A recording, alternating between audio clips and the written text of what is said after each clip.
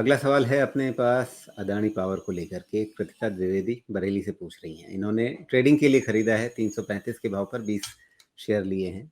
अभी नुकसान हो रहा है तो पूछ रही हैं कि क्या एवरेज कर लें इसमें। 335 पे आपने लिया है। मेरा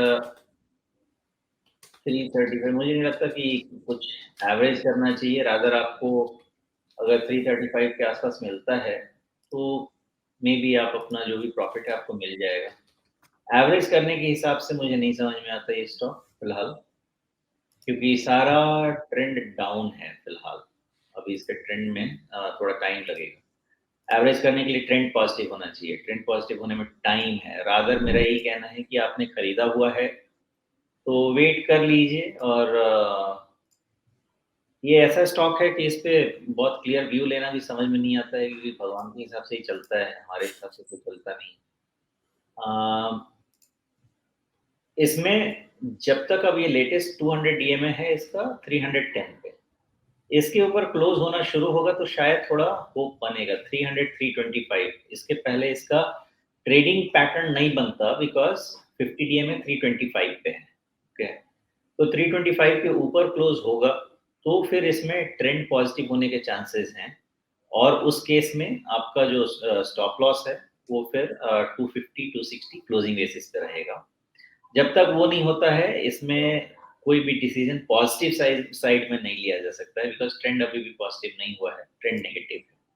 अब रही बात एवरेज जी, करने की, वो फैसला आपका है। मुझे नहीं समझता कि मुझे एक डाउन ट्रेंड वाला स्टॉक क्यों एवरेज करना चाहिए जब तक और वो भी जब 320। ट्रेडिंग के लिए लिया है।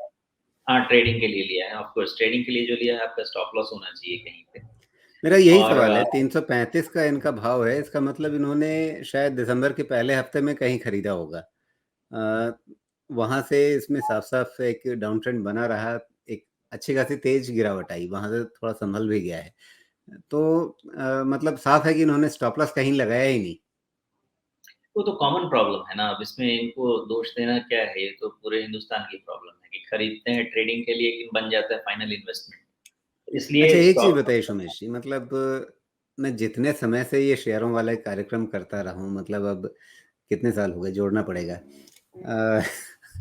काफी लंबे, मतलब अ, शायद हजारों बार कहा होगा कि स्टॉप लॉस लगाना है, अगर ट्रेडिंग करनी है तब तो जरूर ही लगाना है। तो मतलब ये एक छोटी सी बात जो पहला नियम होना चाहिए अगर आप ट्रेडिंग करने जा रहे हैं, वो लोगों के अनुशासन में आता क्यों नहीं है। वो तो बस यही है, जब आप लेते हैं तो यहाँ से सोचते हैं, लेकिन जब वक्त आता है यहाँ से सोचने का तो यहाँ से सोचते हैं। और कोई प्रॉब्लम नहीं है। ट्रेडिंग एक मेथड है। देखिए, ट्रेडिंग इमोशन से नहीं किया जाता है। ट्रेडिंग एक मेथड है। आप जब भी खरीदते हैं, पहली चीज की ट्रेडिंग में आपको एक स्टॉक से नहीं चिपकना है। ट्रेडिंग के लिए आपको कम से कम 8-10 स्टॉक का लिस्ट होना चाहिए।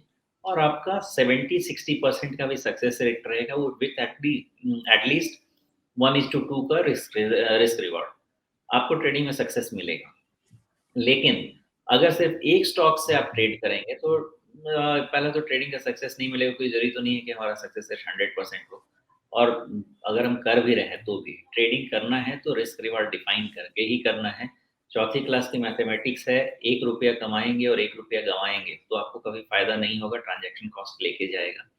1 रुपया कमाना है तो 50 पैसा रिस्क पे रखना है, 2 रुपया कमाना है तो 1 रुपया रिस्क पे रखना है। इस मेथड से मिनिमम काम कीजिए, 1:2 के हिसाब से ट्रेडिंग में फायदा होगा। अदरवाइज ऐसा काम होगा ना तो आपका बाकी से कुछ पैसा बनता भी होगा वो भी चला जाएगा, क्योंकि अब ये आपको अच्छा खासा लॉस दे रहा है इन टर्म्स ऑफ परसेंटेज। अच्छा सुमेश, जब आप लोग ये बताते हैं ना कि मतलब रिस्क रिवॉर्ड रेशियो के बीच में इस तरह का अनुपात होना चाहिए, मतलब 2 रुपए कमाने के लिए 1 रुपए का रिस्क लेना है, मतलब 2 रुपए ऊपर का लक्ष्य अगर है तो 1 रुपए नीचे का स्टॉप लॉस रखना चाहिए।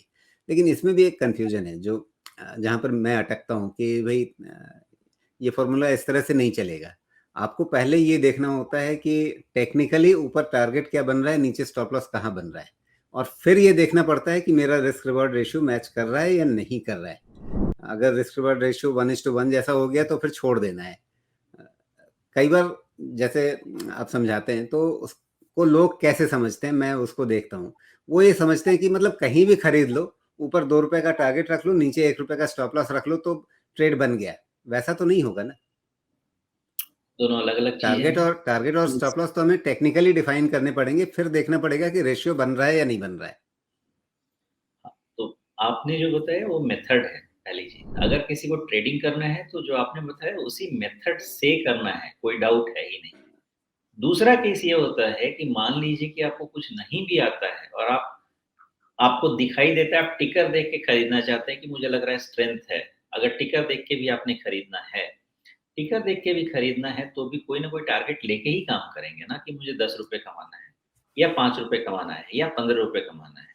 तो उसमें भी अगर ₹5 कमाना है तो आपको खोने के लिए ₹2.5 रखने हैं।